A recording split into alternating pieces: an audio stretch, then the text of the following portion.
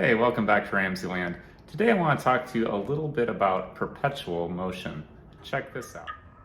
A perpetual motion machine is a machine that keeps on going without any energy loss. Scientists agree that this is impossible because of the first and second law of thermodynamics. The first law of thermodynamics is the law of conservation of energy, which simply states that energy can't be created or destroyed, but rather is transferred. For a perpetual motion machine like this to exist, energy would have to stay with the machine.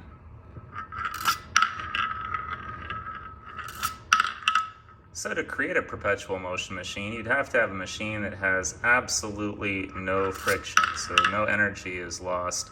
Also, it would have to be in a vacuum, so there's no atmospheric pressure against moving parts.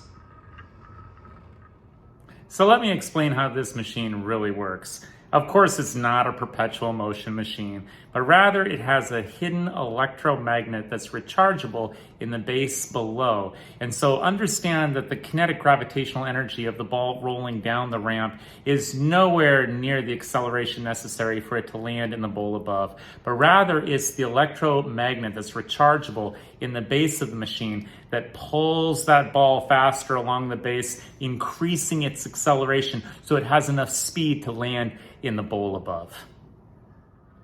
Well, I hope you enjoyed today's edition of RamZland, and I'll see you next time.